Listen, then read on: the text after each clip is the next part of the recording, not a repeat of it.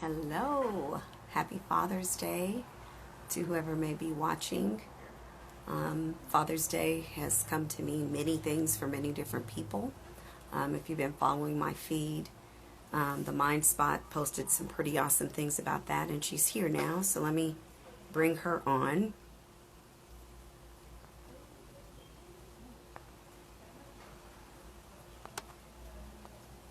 Always takes me a minute here. Here we go. So as we're waiting, my name is Michelee Smith Tynes. I am a journalist, an author, and teacher. Hey, give it Hi. introductions. You can find my book, Taming the Beast of Anxiety, on Amazon. And here is the lovely Laura. Introduce yourself. Hi, everyone. Thank you all for joining us. I am a grad student studying clinical psychology, soon to be, fingers crossed, therapist, psychologist. And yeah, And an awesome one.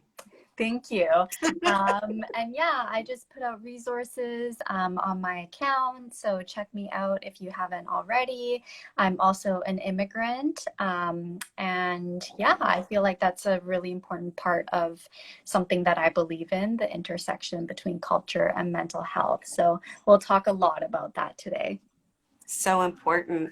So we've got equanimity, psychotherapy with Lizma, Susan Liza, Black Nerd Alliance joined, and Amicus Therapia. Thanks so much for everyone being here. Um, So we want to start with honoring Father's Day and honoring the dads out there.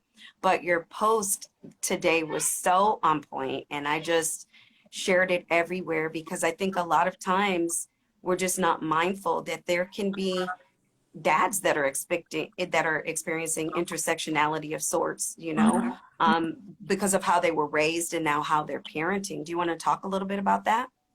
Yeah, of course. So yeah, to whoever hasn't seen the post yet, me and my friend Ellie, we collaborated So on a awesome. post, just kind of recognizing that this holiday may be really hard for a lot of people, especially it's personally hard for me. And every year when I go on social media or when I talk to my friends about, their plans this weekend, or when I go to the grocery store and see like all of these promotions for like Yeah. Happy Father's Day, wonderful dad, or all this marketing out there, it does bring a lot of feelings of like either pain or anger or grief for me. So I think Well, I'm sorry. I'm sorry for your loss. that's okay. Yeah. And I think that this post was really important to me, especially this year, is Yes. because of all the stuff that's happened with police brutality, and all the lives that have been lost due to that. And a lot of those Definitely. lives were fathers.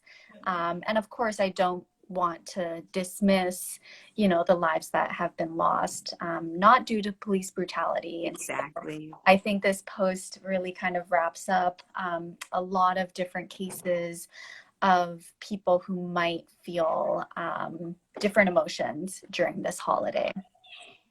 Right. And I think that's um this week in conversation, one of the things that came up is it's so nice when somebody gives words to something that you're experiencing, because sometimes you're in so much pain and in so much grief, you can't even form the sentence. You don't even have words for it. So I honestly think that your post is so important to help all of us to be mindful and also to figure out where we were ourselves are. I actually think memes and infographics are so important because sometimes it just gives you a way to know that you're not alone. Absolutely, yeah. And I think it's a great form of media as well.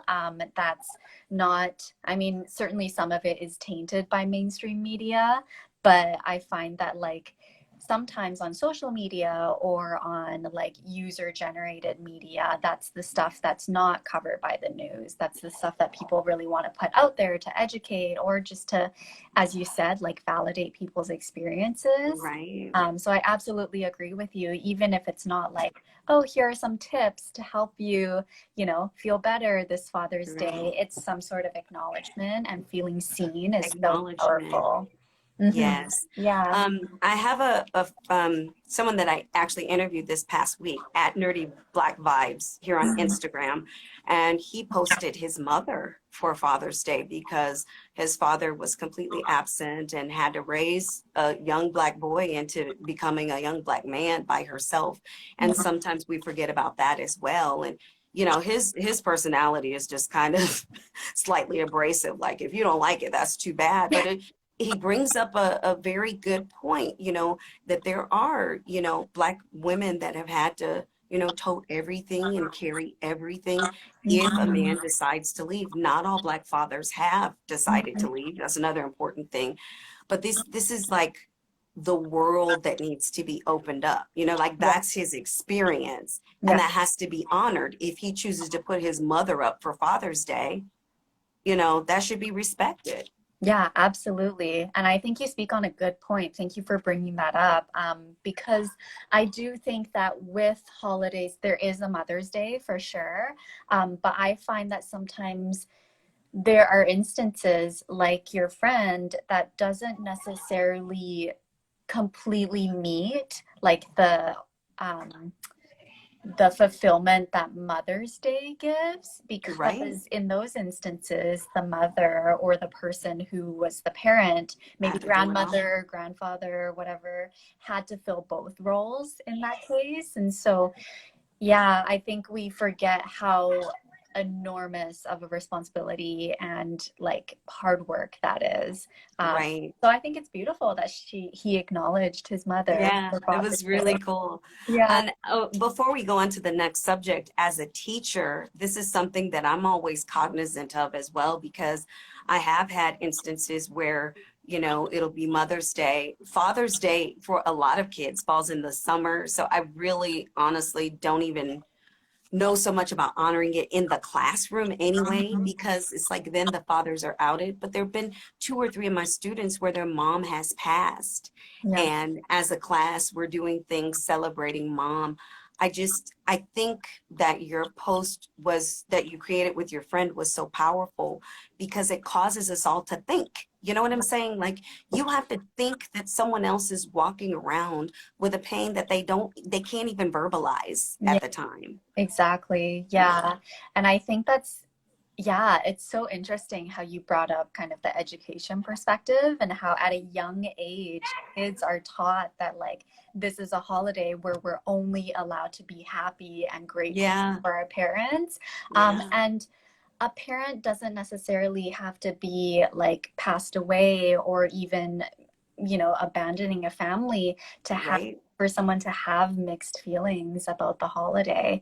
Right. Sometimes a parent, you could have like a strained relationship with them, or, you know, just lots of feelings of like, Or we got to keep it real too. Maybe your dad abused you in a mhm, multitude of ways, you exactly. know, so we have to hold a space to honor where people are. And like I said, that's why to me your post was so powerful. Thank you. Thanks. That's really I think next on our agenda is to discuss compassion fatigue, and I think actually this is a great segue.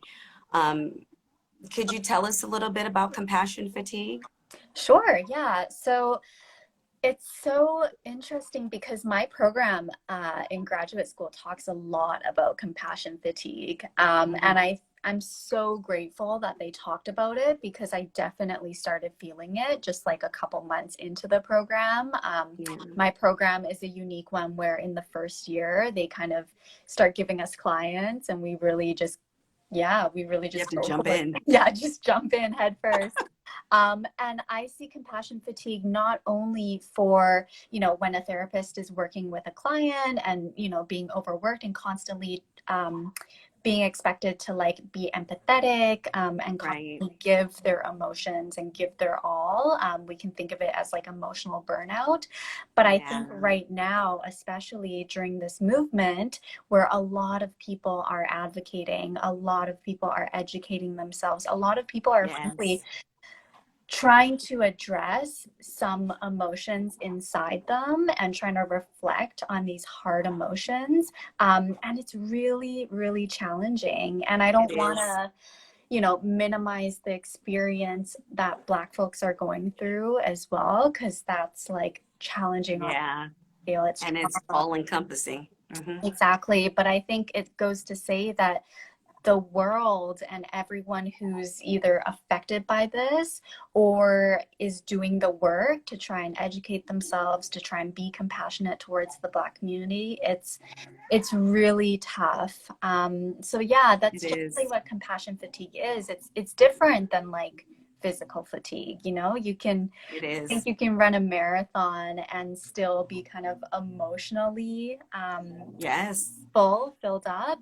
But compassion fatigue is when you've just gone through so much emotion, and So especially when much. you're trying to be compassionate towards other people, and you forget to be compassionate towards yourself. And you forget self-care. I can speak from experience Yeah. because even if I look back on, our first, one or two episodes, self-care, not intentionally, but it was going by the wayside. I even, Mm. have forgotten to take some of my medications, and, it is definitely all encompassing. I'm going to ask the audience if the sound goes up too much, I'm outside.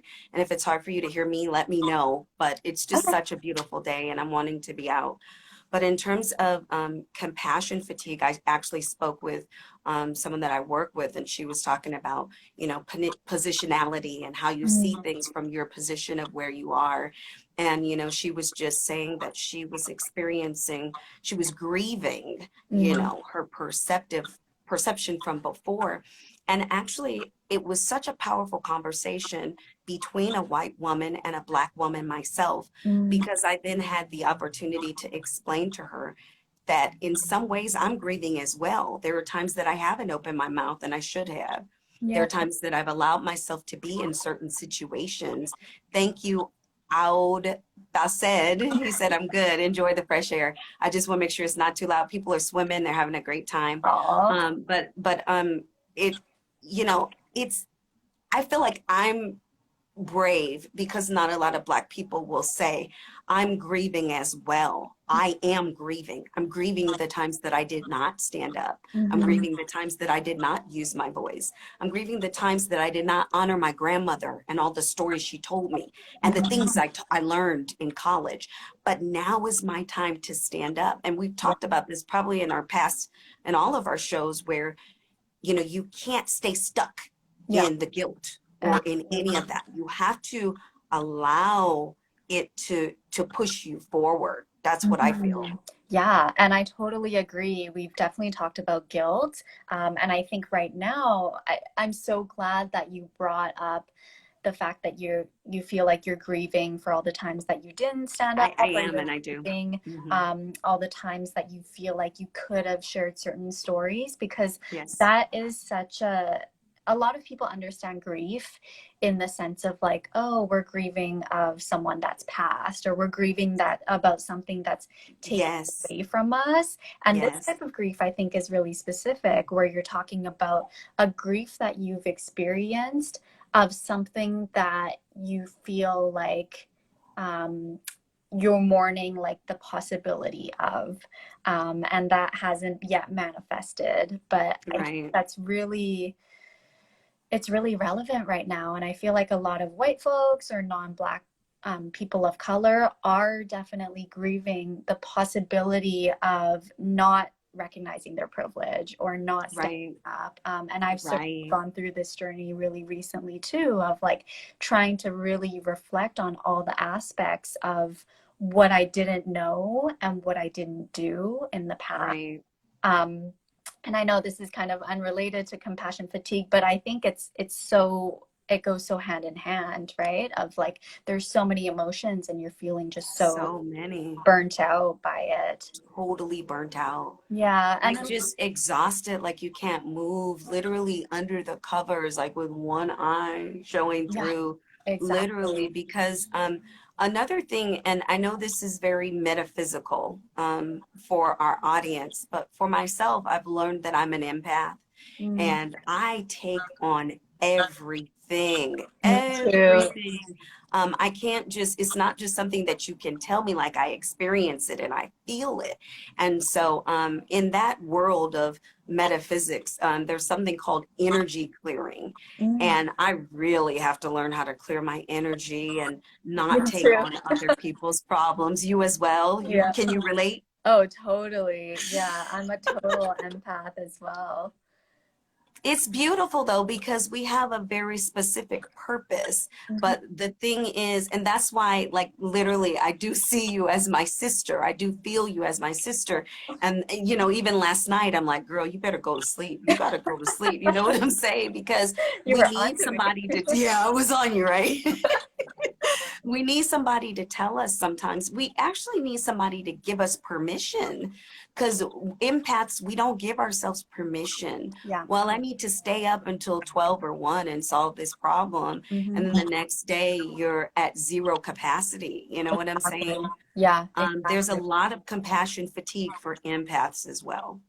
Yeah, and I'm so glad you brought that up too, because I think there's so many, especially in the mental health profession. I see there's a couple of my fellow mental health advocates in here, but there's so many people that I think it goes to show what kind of people are attracted to this practice. Are empaths, and I use Right. the term highly sensitive person because Highly sensitive. I Got teased think probably that, in school.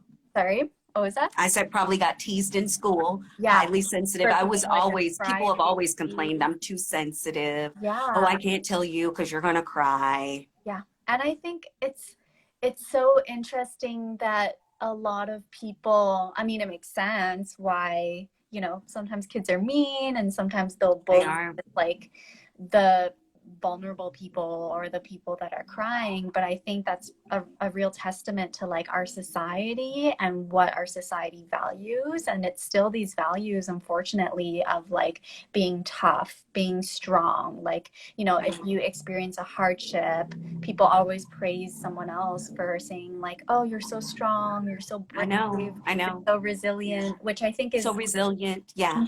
I think it's so important to recognize Hmm. that, because I think that is a real strength of people. And at the same time, cultivating acceptance for the fact that, like, if there's a tragedy, like if Black lives are being killed and, it's one of your family members, it's okay to fall apart. Like, it makes Exactly. It's sense. okay. Yes. Exactly. Yeah.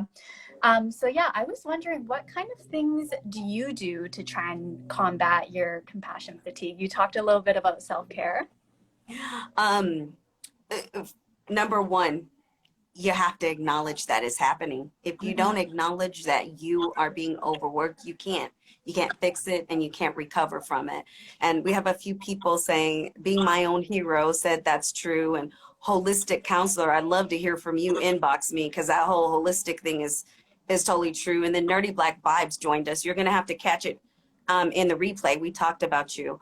But one Give thing you a shout is out. I have to acknowledge it and I have to give myself permission.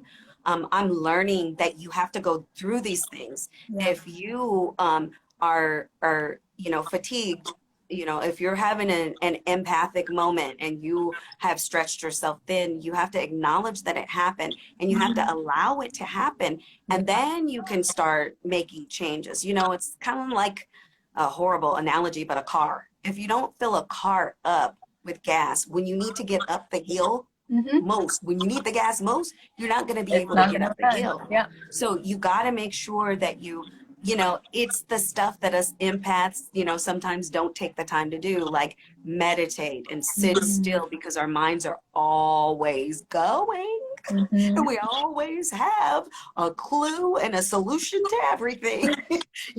So sometimes it's last night I have this huge rose quartz crystal, and I just put it on my chest and I just lay there. Oh, Like seriously, just yeah. lay there. I don't know, like I don't know metaphysically if that does anything, but it was honestly just the sensation of the coolness and the Mm, texture of that rock right here yeah. at my heart center. Just allowing myself, and I even had to tell myself, it's okay that you can't slow your thoughts down, because I couldn't. Yeah. I was still, my mind was still going 5,000 miles a minute, but it's allowing it as part of the process. But another Mhm. thing that I did a couple of days ago was I got back to my tap dance. I put on my tap shoes That's so awesome. and I just, it was slow and it was clunky and it was very rusty, but I did it, you know. So Yeah. get back to something that you love, even if it's only for 5 minutes. Yeah. You know, that's another thing, you know, empaths and highly sensitive people do. We want to do it for at least 15 or at least 30, Yeah. just 5 minutes, just Yeah. 5 minutes, Lots of maybe even just responsibility. two. Just Yeah. get started, you know, Totally. and understand that you are, you know, you're a human. You're a human being, you know. I believe that we're spirits in bodies and our spirits Mhm. are eternal and we're having a human experience. We have to allow that human experience. Yeah, that's so beautiful. And I love Yeah. that you brought up the fact that, you put on your tap shoes and like did something that you enjoyed, because I feel like during this time, and I've definitely felt like this too. It's funny, I posted about this a couple days ago, but I have felt like I have not been allowed to experience joy. And I've That's a big almost one, felt Laura. like, during this movement, like there's so much to do, there's so much pain in the world. It would actually be selfish of me to go out and feel happy when there's so Right, much suffering in the world.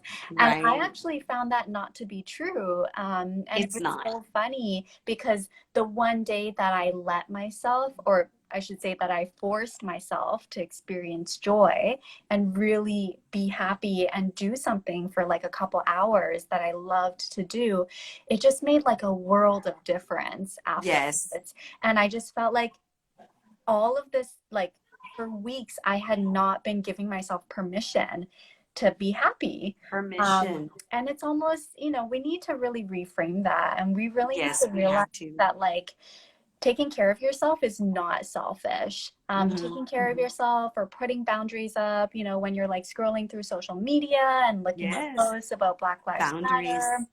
you can Yes. stop and you can say Yes. like, hey, I'm putting this boundary up for myself Right. because it's not just for me, but because I need to realize I can only show up for other people if my cup Yes. is filled. So Yes, and if yeah. you're whole, you have to be whole. There's a metaphysical, I guess you would say, leader that I listen to, Abraham Hicks. And one of the sayings that I've heard Esther Hicks say often is, you can't be sick enough to make a sick person well. You Mm, can't be poor enough to make a poor person rich. yeah, And I that love for us as that. empaths means giving them the money when they need it. Yeah, Because as empaths, we're like, oh my gosh, their lights are going to get turned off. We need to get them this money right now. yeah. You can't, you have to, and that's why I'm saying we need to sometimes give each other permission. Because when Mhm. we give each other permission, it allows us to mentally give ourselves permission. When Yeah. we do that, we're actually encouraging one another. You know what I'm saying? Totally. Yeah, 100%. And that's Yeah. why I just loved it when last night at like, when was it, like 11, you were like, go to bed, girl. I Um, say, go to bed, girly. Go to bed, girly. And Go to I bed, so girly. needed that. I think, yeah, as you said, Yes. as empaths, sometimes we don't even realize, like, we can't even track, like, oh, this is too much for me. Because we're so used to No. giving to someone else, kind of to the Right. detriment of ourselves, that we can't Right. even, like, it's not like a bell goes off and it's like, oh, No. this is my limit. So, Exactly. yeah, like, check on your friends, make sure that Exactly. you're telling them to rest, see how they're doing. Mhm. Provide those boundaries in a gentle way, but provide Yes. boundaries if they need it. Yes. Yes. Um, So we were talking about, you had also mentioned how to combat it with boundaries, joy, and strategies. I think we mentioned a few strategies, but can you talk about boundaries? Because, you know, I come from kind of a codependent background. Mm. And, you know, when you have codependency in your history, it's, you know, my therapist always tells me it's like a lack of relationship with self. So do Mhm. you have any suggestions for setting good boundaries? Yeah, I think setting boundaries honestly is an art. And Yeah, oh, I I love that. but it really is. And I've definitely, I'm still on the journey of setting good boundaries because I definitely struggle with setting boundaries as well. And I think the one major point that I've taken away from boundaries is that sometimes boundaries can be flexible yet firm at the same time. So Like say, that. you know, one of your friends, they're like in a crisis, and they really need your help. And say you've already set your boundary that day to just have a, you know, self-care day or whatever, but they're like really in a crisis, then it's okay to be flexible with your boundaries for those types of things. So you kind of want to assess like every situation as it comes. And setting boundaries can really just look like saying like, you know what, I have a lot on my plate right now. I Yes. can't do this right now, but maybe here is someone that can. Setting boundaries Yes. can also look like, hey, you know, my relative, I don't really appreciate it when you make these comments that are subtly racist. Um, like you can do whatever you want in your time, but just can you make sure not to do it when you're In around? my presence. Right. Exactly. And so sometimes you really need to just set boundaries around yourself, and not set boundaries around other people, if that makes sense. I see that a It lot makes a lot of sense. where It makes a people lot of sense. are And I policing think other also people. for myself, sometimes saying I can't do it today. Hmm. And one of my boundaries that I set for myself is I tell other people if it's not on my calendar, it doesn't exist. Like it's not even a real thing. So just know that about me. Yep. Like make Yep. sure I put it on my Google Calendar because even then sometimes I forget. Like knowing yourself. And also saying I can't do it right now, but there's another time that I can. Hmm. And you know, sometimes it's about releasing the results. Like you want other people to be okay with what you said and how you Hmm. said it. Hmm. You have to release the results Oh, sometimes. totally. Yeah, that's a really good point that you brought up. Not everyone is going to love the boundary that you put down, especially if they're used to you not having any boundaries. And I Yes. definitely experienced this too, where, you know, in the past, I've been so bad at boundaries that I've just said yes to everything. I'm like, yeah, I'll do, you know, like this workshop and I'll get this report in and Yeah. I'm going to educate myself and do all the things. And then suddenly, Do when all the like, things indeed. no, Like I right don't now, want today. to. No, but I think like as soon as you say something like, "Oh, I can't do this right now," people get shocked, you know, when Yeah, they're they so do. used to you doing not doing that. Right. And I think it's also okay. What I've been doing lately is I've been telling people I've been trying to be better at boundaries lately. And that's Yeah. an idea to people like, oh, hey, you're prioritizing yourself and maybe your mental Yes. health. Still, they're, you know, it's not a guarantee that they're going to love it. You can also say, They're like, not. hey, I have XYZ on my plate this week.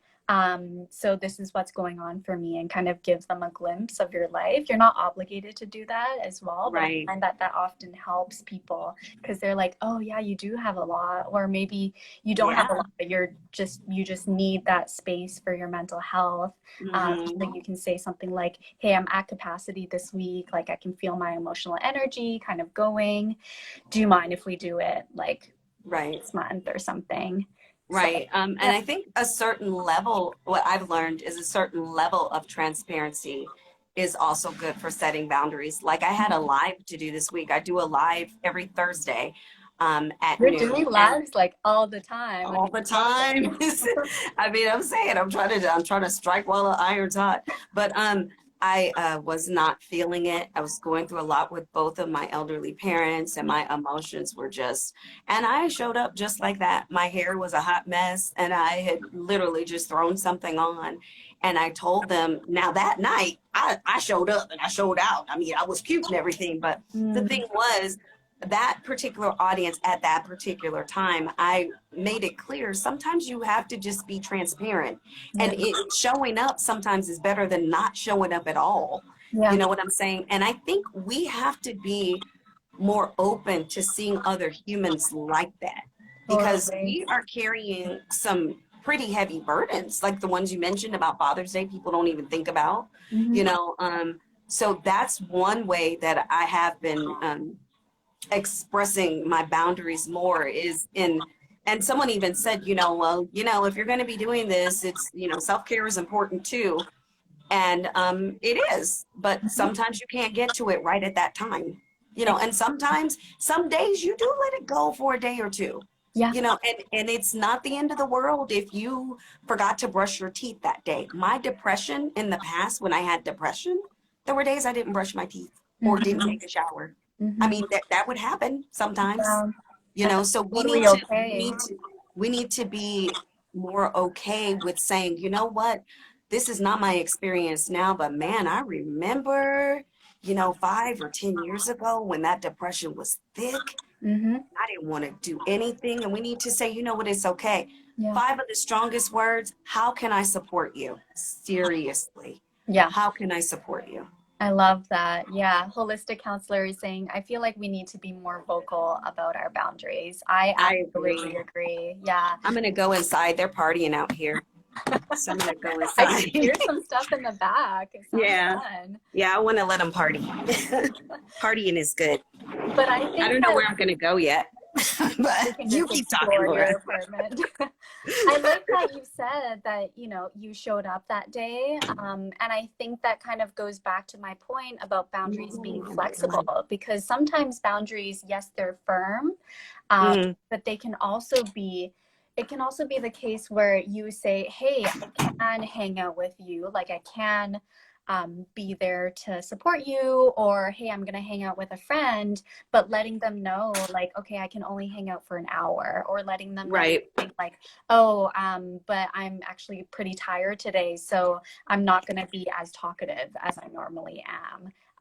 And I think, yeah, on that other point, it's so important to be vulnerable, so important to see other people having bad days, because everyone has bad days, and it normalizes bad days for everyone. Like no one is immune to just shitty times, you know? Yeah.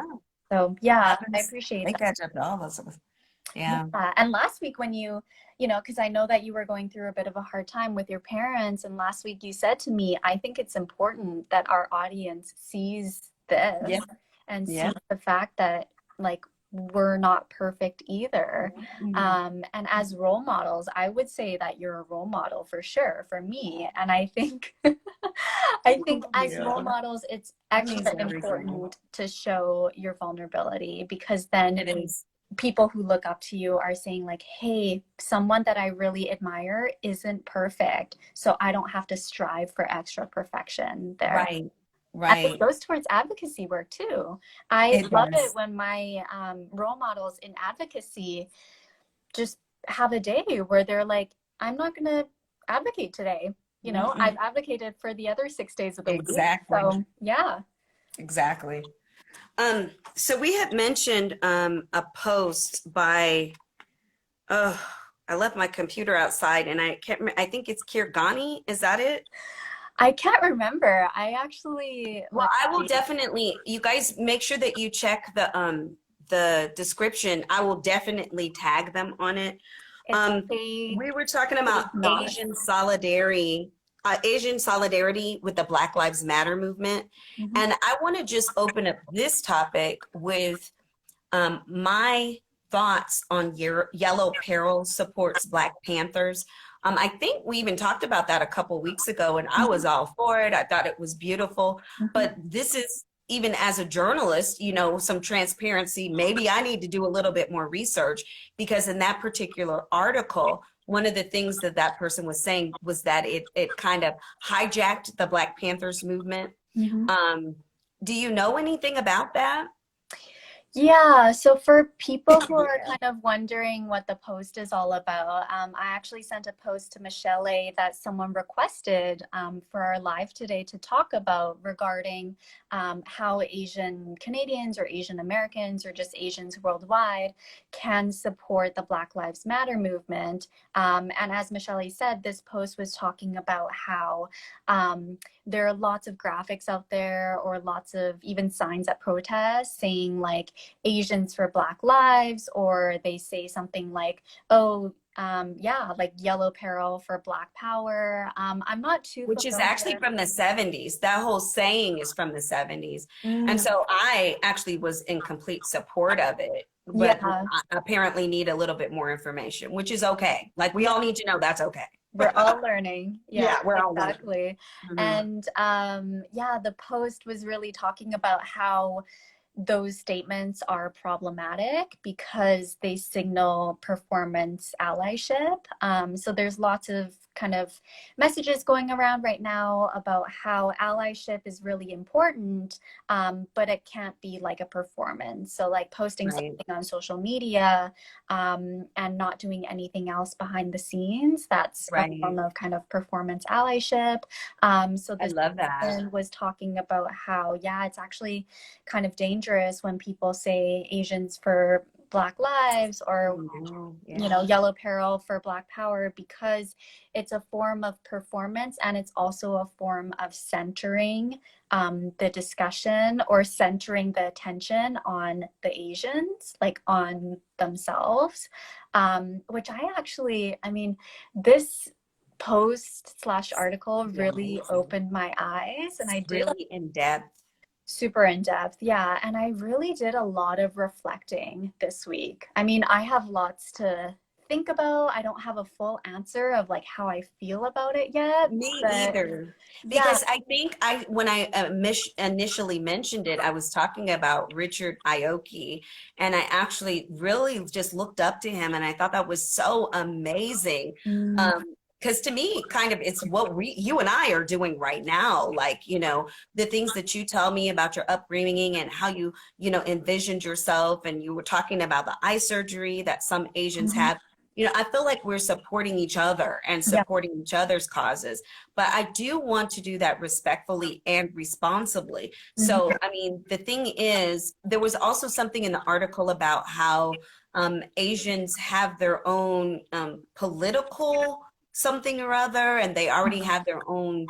It was something about media or something like that. I will definitely link it because I want you guys to read it for yourselves Yeah. and see. But that's just part of the issue is knowing that you do have to do your own research. Even as a journalist, when I bring you something, I challenge you. If you listen to me, I'm consistently if you caught me being wrong, let me know and I'll do a recap. Trust me. I feel like that kind of thing is incredibly important. Yeah, absolutely. Yeah. And I love that sometimes you go back and you correct because it's Yeah. again Yeah. going back to that, like we're not all perfect. And as Mm-mm. non-Black folks, we're never going to be perfect allies. And I think, yeah, I mean, my feelings around that post, and I kind of browsed the comment section as well. Again, we'll Yeah. link this post after, but there were Yeah. lots of different debates. Not everyone was in agreement with the author of that post. And I can see so many different perspectives. I think that we're living in a time that we call kind of cancel culture. And I Yeah, I have need a this, description of that too, because I've been seeing that as well. And so this is what I was talking to one of my friends about, the one that I spoke on earlier, because she's actually teaching a college class. And one thing I was telling her is it would be so awesome. When I was in college, I would do that too. I would say these collegiate terms to just people out on the street and expect they would understand them. But I feel you explaining and me, asking for an explanation is important because we need to all understand what it is that we navigate through. yeah, we need to So kind of be on explain the same. cancel culture. Like to me, that sounds like not culturally, the lack of cultural appropriation or culturally, appropriating something, not giving it credit when you should. Is it the same? I am not sure. And I don't know, I'm not an expert of this as well, because I actually had a conversation with one of my friends about a week ago about this, and she also Mm. introduced me to this term. But from my understanding, it's basically a time that we're living in where social media is just so big, and there's lots of narratives that form around social media, and there's a culture that's being formed where if someone says something wrong or does something wrong, then they get like totally attacked, and they Okay. get kind of canceled, as in And like, we all know I'm against that, people, right? yeah, totally. Where, yeah, they get canceled because basically anything that they say or anything that they do is like then disregarded. And we were talking, me and my friend were talking about this one woman who showed up to a Black Lives Matter protest. And I think she was like an Instagram influencer or like model or something. And so she just like took a couple pictures and I posted. call it a photo op, a It's photo totally a photo opportunity. op. And I get angry by those as well. I mean, I think performance allyship um, is really dangerous and is totally missing the point and Totally really dangerous. centering the attention on the person rather than the movement. Yeah. And so this woman, when she took these photos, the internet just like blew up and people were sending like death threats. And someone found her address and she was like really scared for her life. Right. Think, I mean, there is, Ugh, people do a lot of shitty things in the they world, do. and I don't think that that type of behavior that she did was acceptable at, That's not acceptable. but I also think that we don't need to like attack people for that. Right. So this is really going back to like this post of like yellow peril for Black power. One of the things that I think is that this is a stepping stone, you know? Definitely. And I see that a lot of Asian people are actually being influenced by narratives like that, like, oh, as Asians, we should stand in solidarity. And maybe their parents see it, or maybe Asian friends see it, and like, Right. oh, yeah, like, let's do that. It kind of like Right. creates this like snowball effect in. Exactly. And I think that it's okay to say, oh, this is kind of, you know, I'm kind of uncomfortable with it, maybe as a Black person, because it's still centering the See, attention on. that part, that's the voice that I'm saying was silenced. And I have to be real and, with other people and say, I'm grieving too. Like that's a grieving process. LC Sun in our comments said performance allyship is real and maybe trending. Mhm. So that's important to know. It's Totally also agree. important, I think, to think about terminologies and buzzwords because I think in my mind, at least, we're referring to the same thing. I call it a photo opportunity, or I call it a press release. You know Yeah, what I'm saying? Like you're showing up yeah, actually for not the best of yourself. gain. Yeah, Yeah, yeah. yourself. You have ulterior motives and you have selfish motives. You don't have pure intention. I talk a Mhm. lot about pure intention. Are you really wanting to change? Are you really wanting to help? Because Absolutely.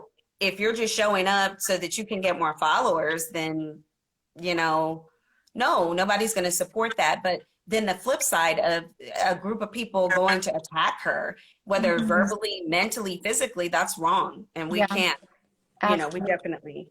Yeah. definitely can't support that. I agree with you. I think there's a line. And I think a lot of people, I mean, I'm so divided because I think that Black folks have a right to be angry right now, a right to be real pissed off, Mm-hmm. and almost aggressive to a point based on Mm-hmm. how, like society has treated them for centuries, Yeah. centuries. Yeah. Centuries. Um, but I don't think, like, as an Asian person, I would never approach another Asian person and say, like, you're canceled. Like, I hate you. Right. You should just Right. go F off. I Right. don't think that's going to be effective. I think us as non-Black allies need to be somewhat strategic about how we call people out. And I always say, I Mhm. think I told you this last time, I always love the term calling people in rather than calling. Yeah, I love that too. Because it's really inviting them in and saying like, hey, I noticed that you're doing this thing. Maybe it's problematic because of X, Y, and Z, but I want to invite you to be an ally, and to work towards, you know, like everyone makes mistakes, and we all, like, I make mistakes too, but let's better ourselves and let's use this as kind of like a stepping stone towards and a learning opportunity. As a teacher, we would say a teachable moment. You know what I'm saying? Yeah. Just each of us lift each other up. In the comments, holistic counselor said, I feel like we need to be vocal about our boundaries, going back to boundaries. And I think that's true. And I think that's actually in line with everything we've been saying too. You know, being brave enough to speak up and let people know who you really are. Because sometimes we, you know, our neighbors never really know us. The people we go to church with, people we work with, they don't really know us, you know. So just taking a step out, being a little braver and saying, no, that's not acceptable to me, or it's not acceptable to me anymore. Because those are the conversations I'm going to have to start having. That's not acceptable to me anymore. Totally. You know? Yeah. And I think on that point, one thing that I've been practicing lately is empathetic boundaries, and trying to, again, this is something that is taught in my program, but not, you know, it's not exclusive to people that are training in psychotherapy, but using I statements. So saying like, oh, I feel, you know, I feel minimized when you say this, or I feel X when you say Y, instead of saying like, you're shitty because you said this. But the thing is, if we come from a place of emotion, we can't even get to the point where we can verbalize that. It's so funny because I actually have that in my book. In my book, Taming the Beast of Anxiety, there's a part where I say, I feel blank because, and it's actually a closed sentence so that you can feel it in. And the thing is, like, I use my own book that I wrote. That's what people need to understand. That's awesome.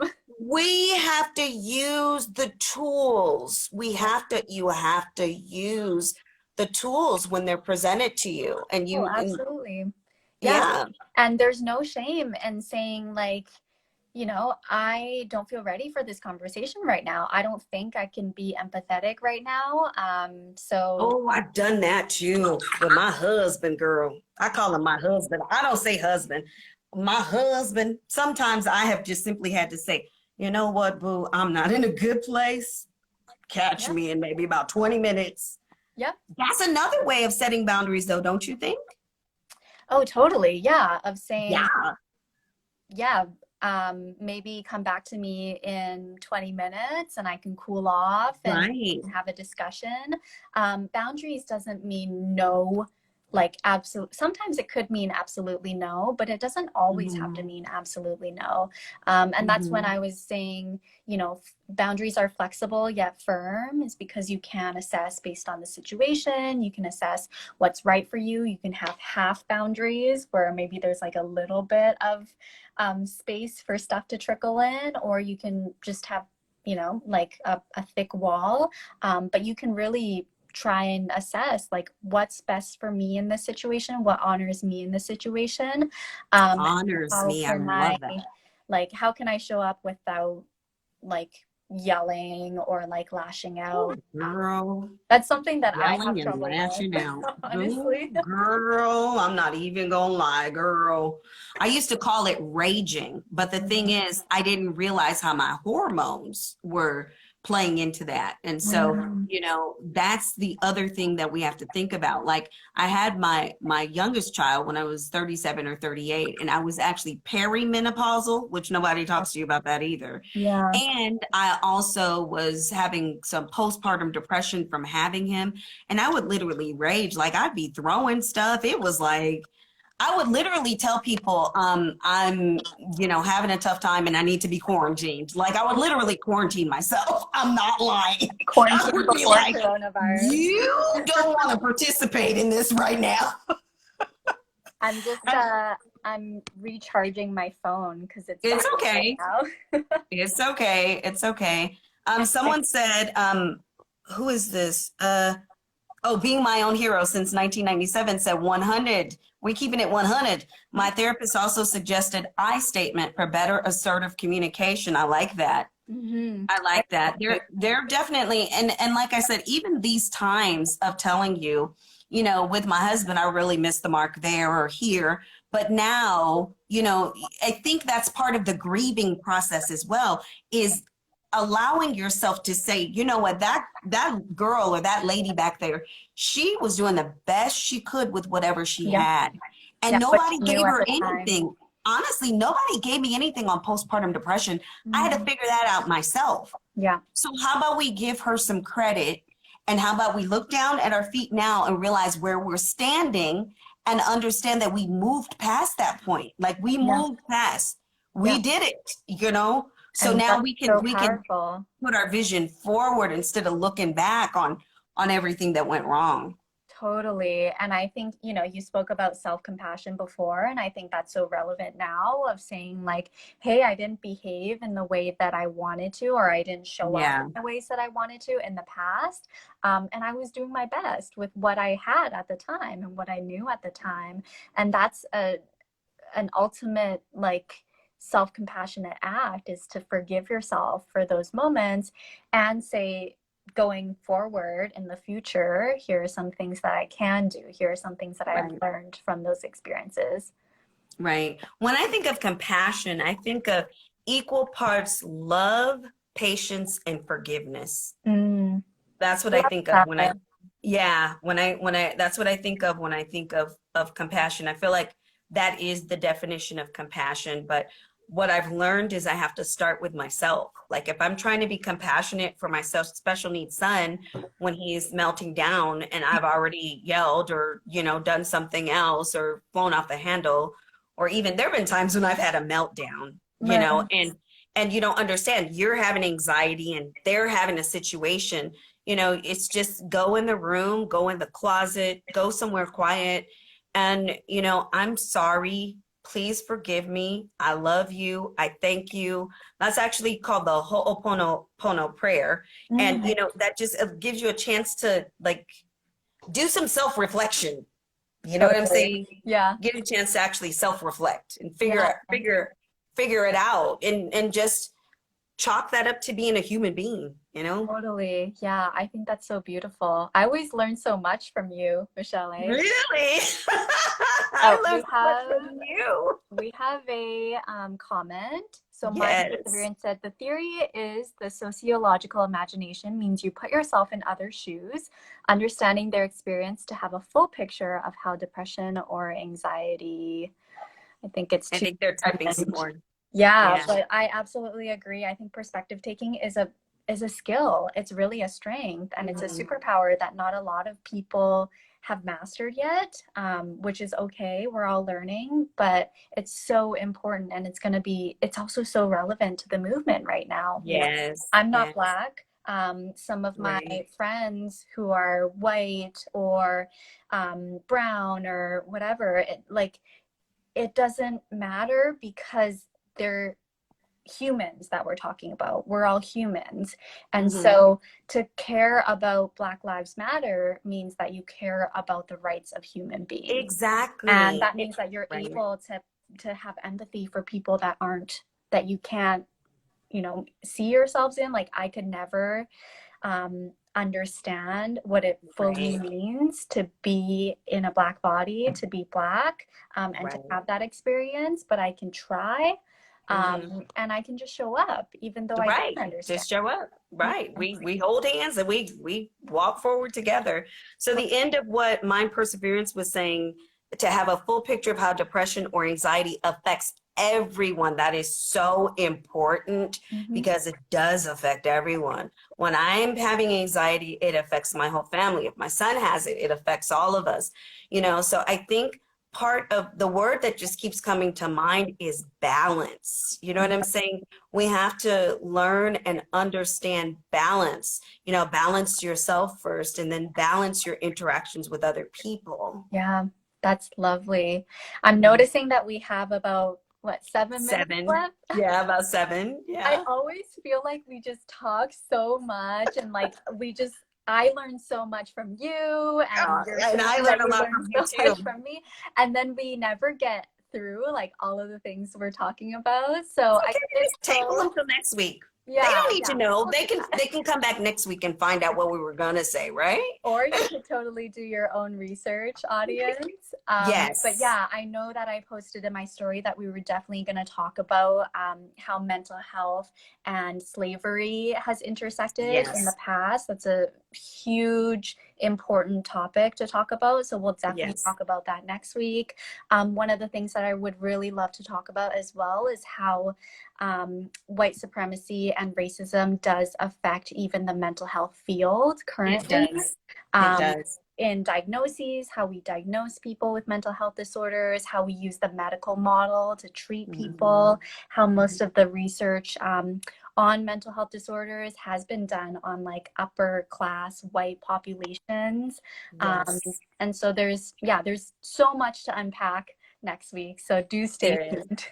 There is. There definitely is. I think I will just introduce the term Drapetomania.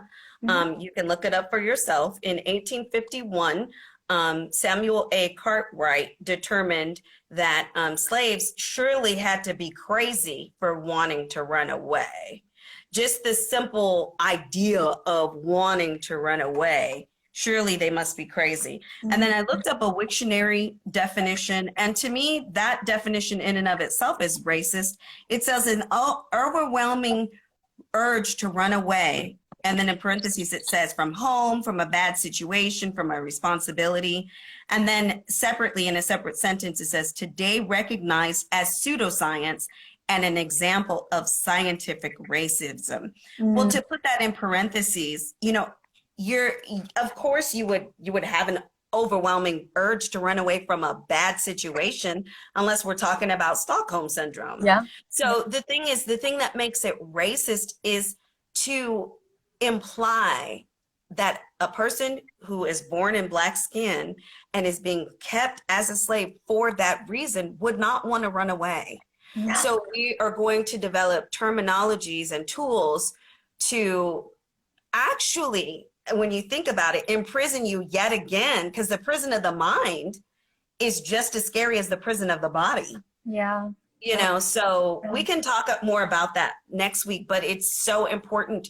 I've talked about how the modern day policing is actually built on the idea of catching humans as property. It was built on the concept of catching slaves. Yeah. So just wrong. Like that's despicable. and It's these despicable. structures still are in existence Yes. today, which is Yes. problematic. I also wanted to kind of go back a little bit and touch on the stuff that we were saying about Asian solidarity with Black folks. And I Yes. think before we end, I would really love to just mention that as Black Lives Matter, this is a movement that sparked so much. And I think Yes. a lot of people are realizing that Black lives have been oppressed and repressed for so long, Right. but also, Right. Indigenous lives and other people Yes. of color. Yes. One thing that, I see both sides to the argument about should we say Asians for Black lives, but one side that I see is that Asians have also been oppressed in a very different Definitely. way. Definitely. And, to band together, to have these two groups band That's together and say, Mhm. we will no longer be oppressed and we want to fight for Black communities. I think Mhm. that's an ultimate act of saying, hey, white supremacy is actually the problem. And if we get too into like the Right. nitpicky details, we'll miss the big picture of like Exactly. racism, which is Right. the problem here. Right. So yeah, I think That's my really general important. message and my general theme. I don't necessarily always say white supremacy, but I definitely say colonialism. Colonialism has been a worldwide problem, but actually you're 100%. still talking about white supremacy with that as well. And I definitely feel like, I want to come to, whatever, needs to be supported with the Asian community. I feel like we have to support each other's communities because in the end, this is ugly. This is an ugly legacy to give to the next generation. And it would be stupid to just, I said stupid, to just proceed and not try to do something about it. Something, whatever you can do. Absolutely. I love that. We're leaving this off with a call to action. So do what you can. Do what you Take care can. of yourself in the meantime. Self-care. And call us up to bolster you for support. If you tried something and it didn't work out, I always tell you, slide into my DM, phrase the question better, or just, hash it out with me. I'm sure Laura is open to the same. Don't give up. Whatever you do, don't give up. We cannot let this go on for another generation. We can't. Yes. This is ugly. I agree. Yeah, it's going to be a fight. And we got to get ready for this long.